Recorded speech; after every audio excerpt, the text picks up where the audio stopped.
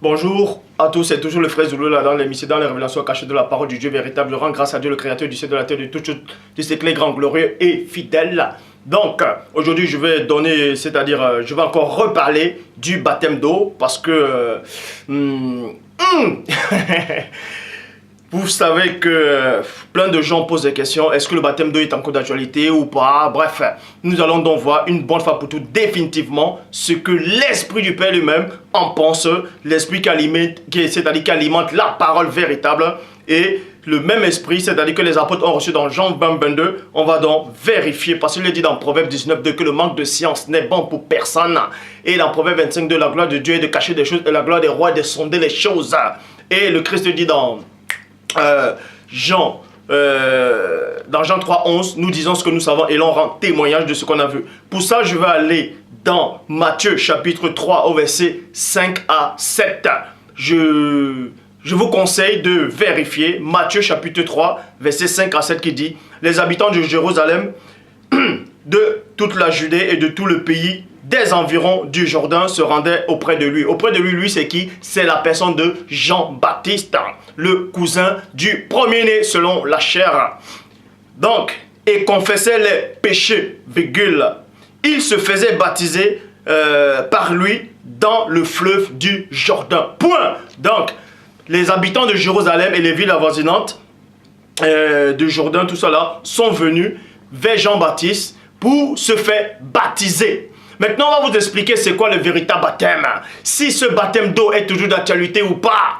Pour ça, dans le verset 7, dans la Bible en français courant, il est dit: Jean 20.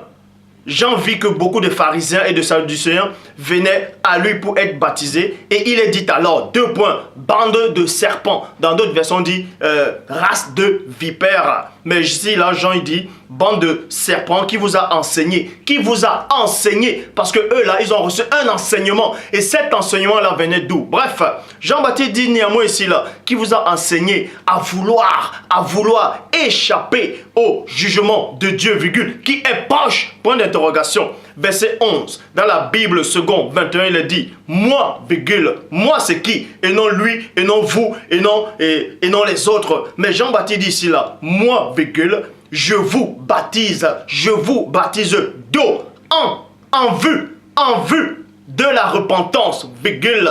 Donc, le baptême d'eau ici là, que Jean-Baptiste a porté, il précise ici que ce baptême-là, il utilise pour ramener les gens à la repentance. Mais celui qui vient, mais, il y a néanmoins un mais. Vous voyez ici, là, dans la Bible second 21, il dit: moi, je vous baptise d'eau en vue de repentance, virgule. Il n'y a pas un point, donc ça continue. Mais, donc sa phrase n'est pas finie. C'est pour ça qu'il dit, virgule, mais celui qui vient après moi est plus puissant que moi.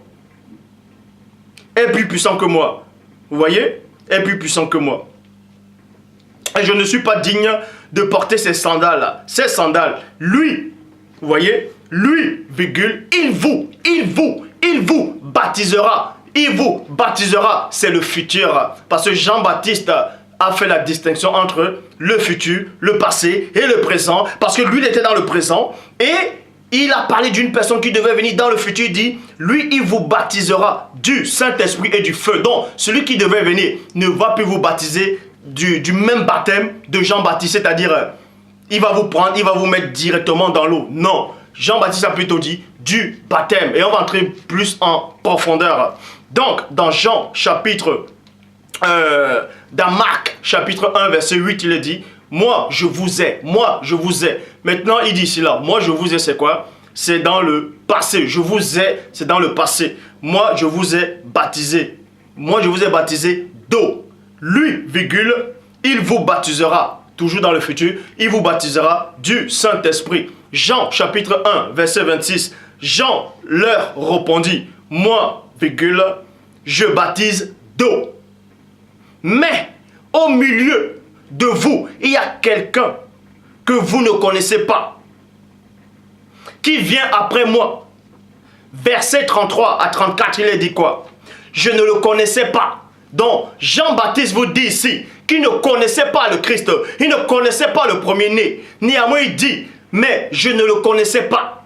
Mais celui qui m'a envoyé, et non c'est lui, mais celui, c'est-à-dire, ce n'est pas Christ qui a envoyé Jean-Baptiste, mais c'est le Père Tout-Puissant qui n'est pas Christ, a envoyé Jean-Baptiste, mais celui qui m'a envoyé, baptisé d'eau, virgule, celui-là m'a dit, donc Jean-Baptiste a reçu une révélation par l'Esprit de Dieu, par le Saint-Esprit du Père, que celui-là m'a dit, celui sur qui tu verras l'Esprit descendre et s'arrêter, c'est lui qui baptisera du Saint-Esprit. Donc le Père Tout-Puissant qui vit inexplicablement hors de toute réalité a fait la distinction entre le baptême d'eau de Jean-Baptiste et le baptême du Saint-Esprit, du feu qui viendra au temps futur à la personne du premier-né.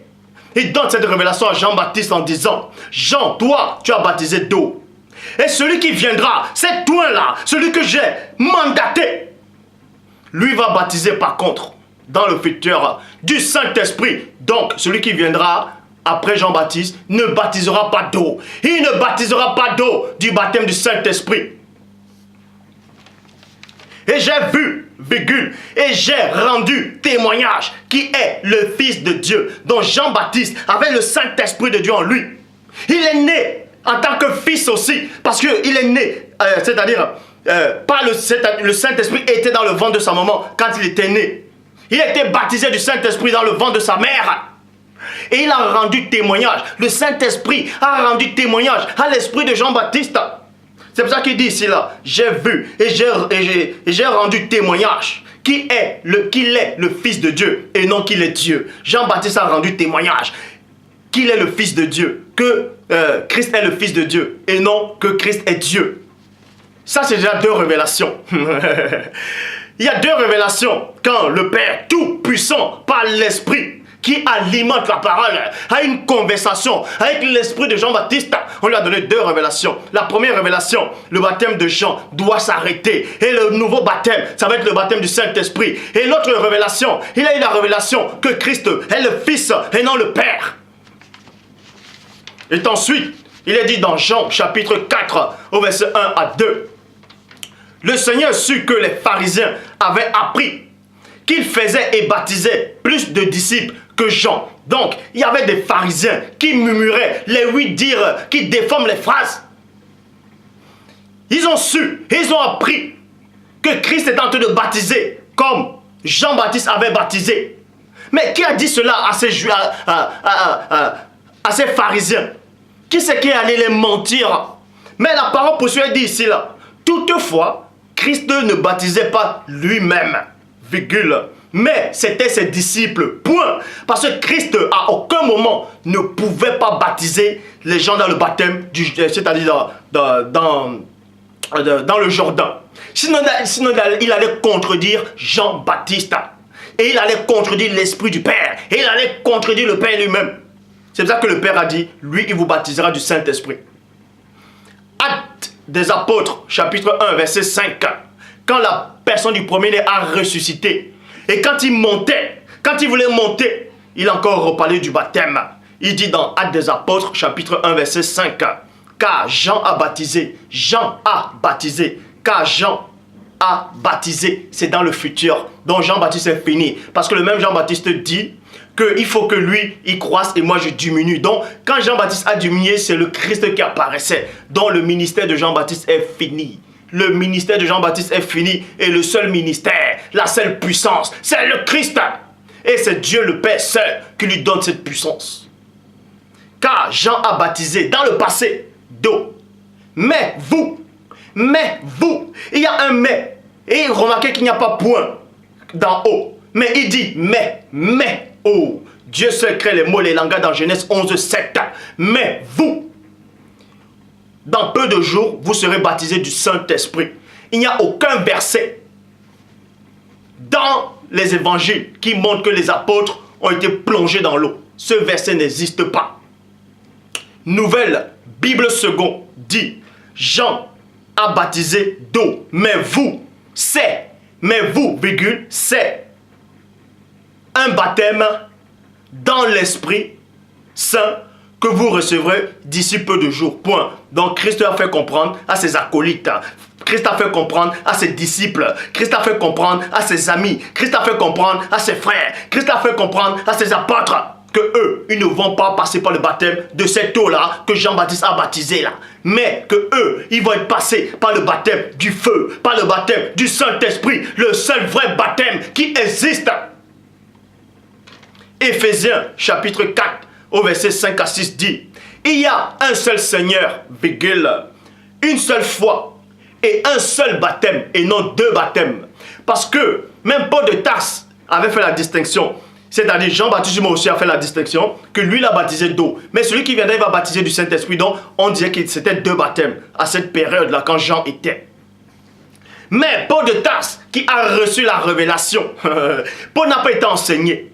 Les apôtres ont été enseignés, c'est-à-dire les autres disciples de Christ. Ils ont été enseignés certes par Christ. Paul lui a reçu la révélation. La révélation. La révélation. Et le Saint-Esprit l'a ouvert aussi l'esprit pour comprendre. Et Paul a compris les mystères cachés en Christ. Nulle part dans les Écritures, il est dit que les 12 apôtres ont reçu les mystères cachés de Christ. Mais Paul seul dit que lui, il a reçu les mystères cachés de Christ. Et Paul était habilité à bien enseigner sur le baptême d'eau et le baptême du Saint-Esprit. C'est pour ça qu'il est dit dans Éphésiens chapitre 4 verset 5 à 6, il y a un seul Seigneur, virgule, une seule foi, un seul baptême. Un seul baptême. Et ce baptême-là, ce n'est pas le baptême d'eau, c'est le baptême du Saint-Esprit. Un seul Dieu et Père de tous, qui est au-dessus de tous. Il est même au-dessus du Christ, parce qu'il n'est pas Christ, il n'a jamais été Christ, il ne sera jamais Christ. Et parmi tous, maintenant on va aller dans Actes des Apôtres, chapitre 9, au verset 17 à 18, qui dit: Ananias, c'est-à-dire Paul, vous savez, vous connaissez tous l'histoire sur le chemin de Damas, quand il a, le Père, par le Christ, lui a fait grâce. Et Paul est devenu aveugle. Et il y avait un homme qui marchait selon Dieu. Il se nommait Ananias. Donc, Actes des Apôtres, chapitre 9, au verset 17 à 18, qui dit: Ananias sortit. Il sortit. Sorti, c'est quoi? C'est qu'il est sorti d'un endroit. Il est sorti. Il allait quelque part. Il sortit. Et lorsqu'il fut arrivé dans la maison, vous voyez, il est sorti d'un endroit, il allait dehors et maintenant il entrait dans une pièce, il entrait dans une maison.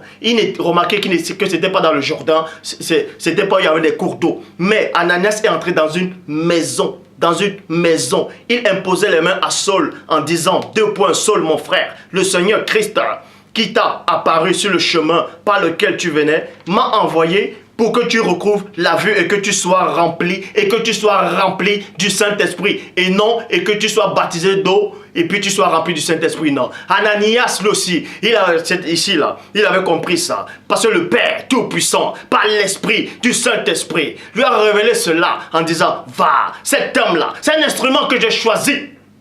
Impose-lui les mains, baptise-le avec ce baptême-là. C'est-à-dire ce seul baptême unique, le baptême du Saint-Esprit. C'est pour ça qu'il dit ici: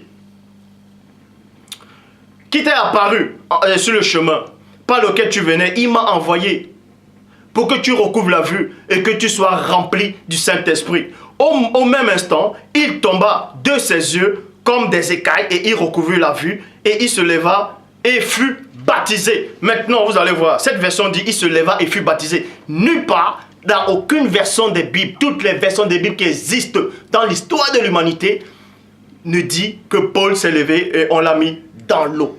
Parce qu'ils étaient dans une maison, ce n'était pas dans le Jourdain. Ce n'est pas écrit qu'il y avait une piscine dans cette eau-là. C'est-à-dire qu'il y avait une piscine dans cette maison-là. Donc, et dans la Bible, la bonne version dit dans la Bible, parole de vie, en ce moment-là, des sortes d'écailles tombèrent des yeux de Saul. Et ils retournèrent, et ils retrouvaient plutôt la vue. Point. Il se lève. Il se lève. Donc, il se lève et il est baptisé.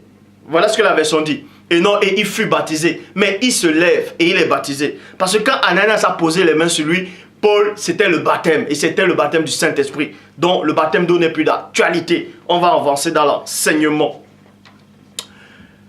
Actes des Apôtres, chapitre 19, au verset 1. Je vais lire dans Actes des Apôtres, chapitre 19, au verset 1. Il est dit: Pendant qu'Apollos était à Corinthe, Paul, après avoir parcouru les hautes provinces de l'Asie, arriva à Éphèse.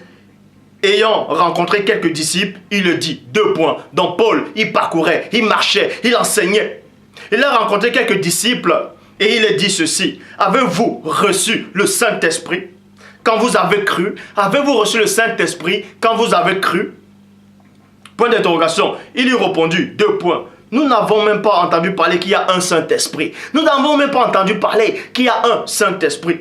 Mais Paul avait bien compris que c'était des disciples. Il avait compris cela. Mais comment il s'était pas écrit sur les fronts que c'était des disciples, puisqu'il les a rencontrés. Donc il a senti quelque chose.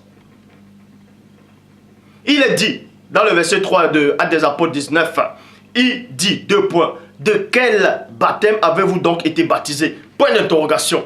Il dit, mais si vous n'avez pas reçu le Saint-Esprit, mais vous avez été baptisé de quel baptême alors? Mais de quel baptême? Mais Paul, lui, ne connaît pas le baptême de Jean. Paul ne connaît pas le baptême de Jean. Puisque lui, il n'a pas été baptisé par ce baptême. Lui a été baptisé par le vrai baptême et le baptême le plus puissant de l'histoire de l'humanité. C'est le baptême du Saint-Esprit. Donc, Paul lui parlait de ce baptême-là. Avez-vous reçu le Saint-Esprit quand vous avez cru? Donc, en gros, avez-vous été baptisé quand vous avez cru? Donc, premièrement, il y a d'abord croire et se baptiser.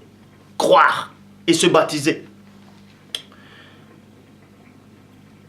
Alors, vous voyez, il est dit, de quel baptême avez-vous donc été baptisé? Il répondit, du baptême de Jean. Du baptême de Jean et non du baptême du Christ. Parce que Dieu le Père avait enseigné à Jean-Baptiste. Parce que Christ dit dans Jean chapitre 6 au verset 45, ils seront tous enseignés. Non, il est écrit dans les prophètes, 2 points. Ils seront tous enseignés de Dieu. Ainsi, quiconque a entendu le Père et a reçu son enseignement, viens à moi. Jean-Baptiste a entendu le Père, c'est-à-dire par le Saint-Esprit, en disant que Jean, lui, l'a baptisé d'eau et Christ, lui, viendra baptiser du Saint-Esprit. Et le baptême de Jean est fini. Christ a démontré ça dans Actes des Apôtres, chapitre 1 au verset 5. Jean, lui, l'a baptisé dans le passé. Le passé, c'est le passé. Et Dieu dit, ne vous souvenez plus des choses anciennes. Voici ceux qui sont en Christ sont une nouvelle créature. Et le baptême d'eau là, c'était les anciennes créatures. C'est fini. Donc, alors, Paul, avez-vous été baptisé du Saint-Esprit? Voilà, il est répondu, de quel baptême? Ils disent le baptême de Jean. Mais Paul dit, oh, mais c'est encore quoi ça?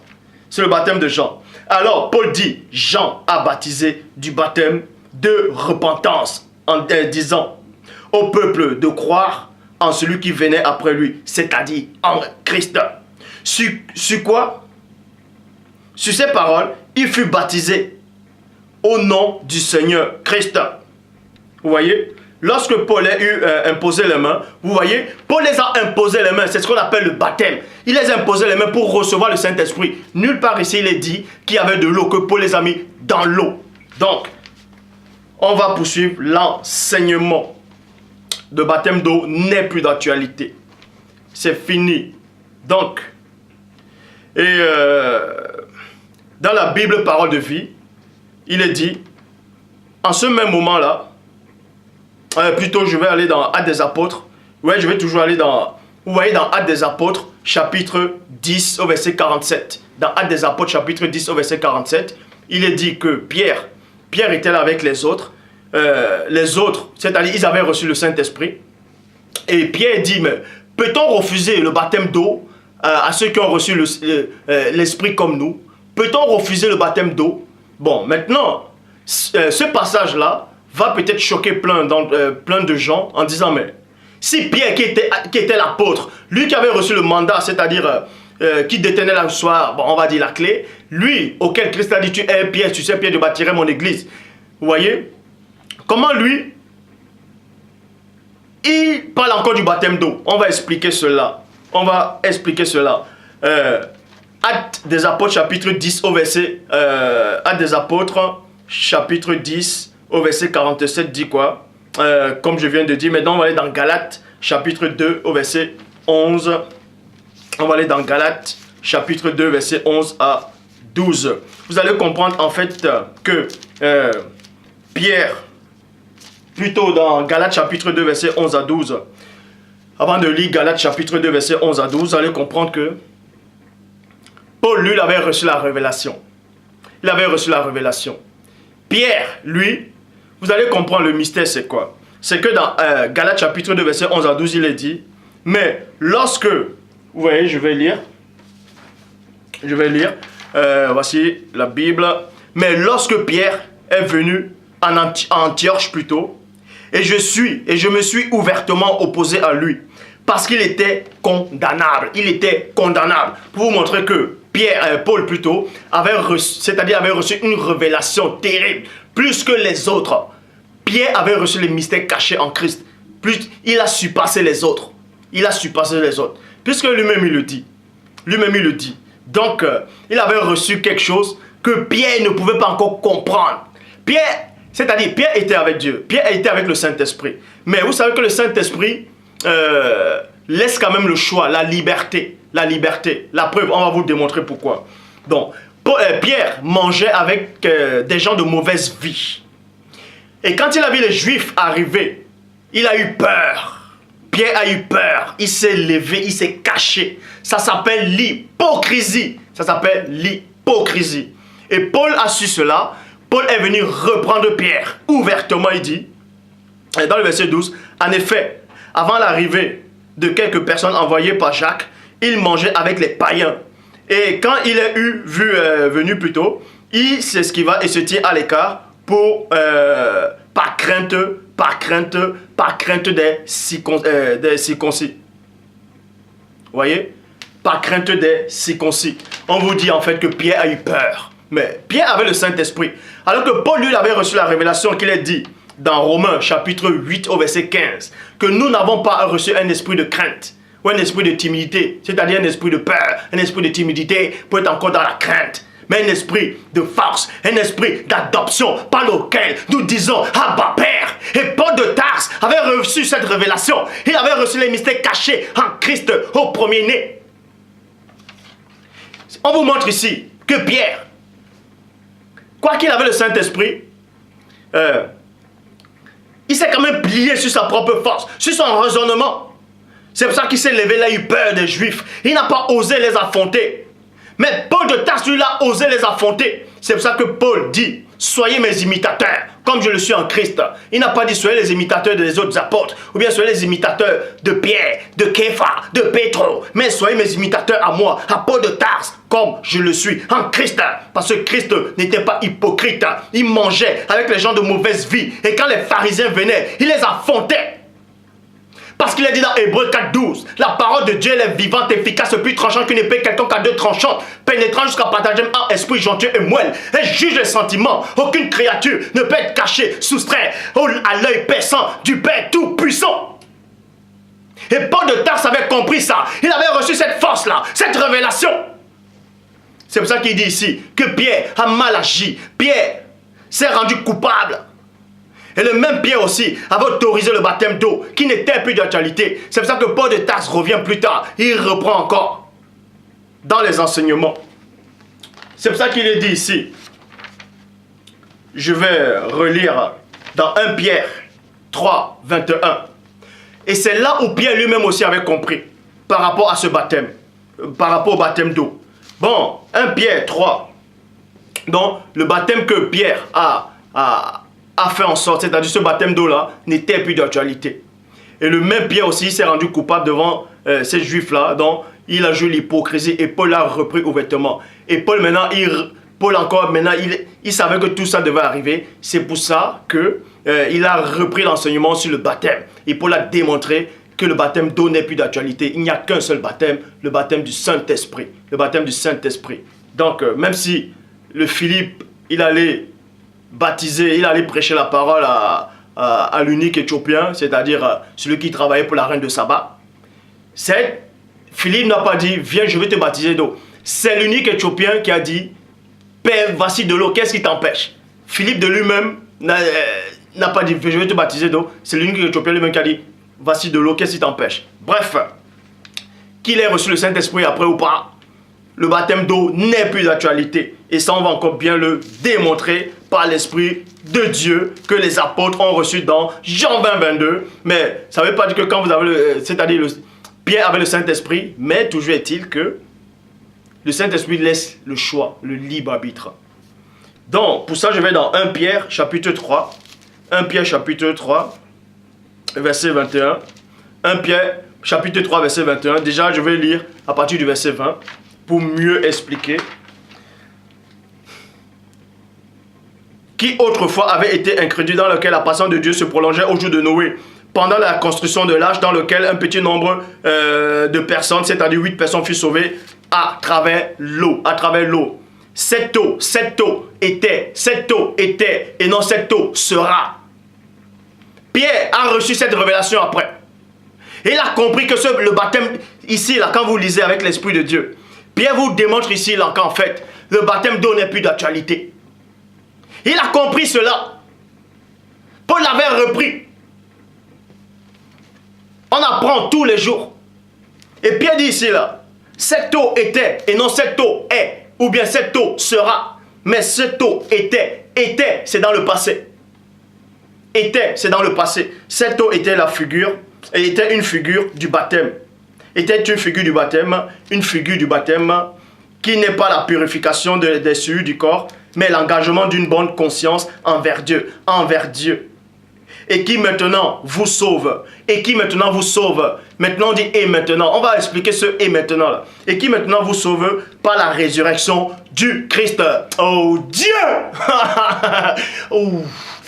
Oh Père, toi qui vis inexplicablement hors de toute réalité. Je te loue, je te rends grâce, Père très saint, de ce que tu as permis que ta vérité puisse affranchir le maximum de personnes dans ce monde, dans cette dimension. Pierre a compris la révélation qu'il n'avait pas compris au moment où il a baptisé ces gens-là du baptême d'eau. Et maintenant, on vous donne cette révélation ici, là, il dit cela.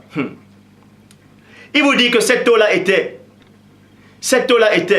la figure, c'est-à-dire, c'était une figure, c'était une représentation, une symbolique, c'était l'ombre des choses à venir.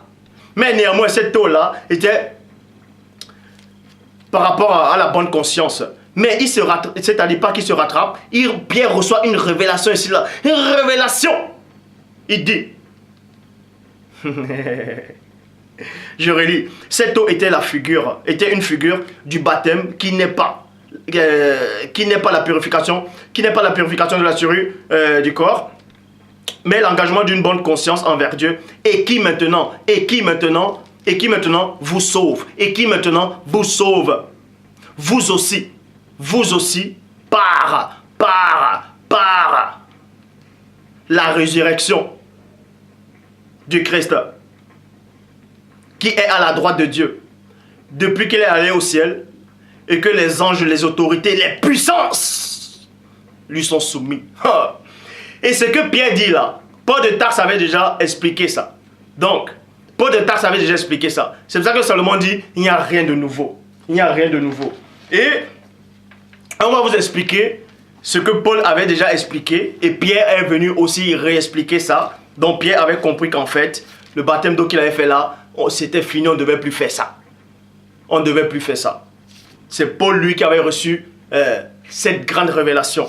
Pour ça, on va aller dans Romains. On va aller dans Romains chapitre 6. Romains chapitre 6 au verset 3 qui dit, ignorez-vous. Déjà non, je vais commencer par le verset 1. Que dirons-nous donc? Demeurons-nous dans le péché afin que la grâce abonde? Point d'interrogation. Loin de là. Nous qui sommes au péché, comment vivrons-nous encore dans le péché? Ignorez-vous que nous tous, ignorez-vous. Oh, Paul de Tarse. Oh. Ignorez-vous que vous tous qui avez été baptisés, parce que Paul de Tarse ici là, il parle de son époque et jusqu'à la fin de temps, de tous ceux qui vont accepter le Christ.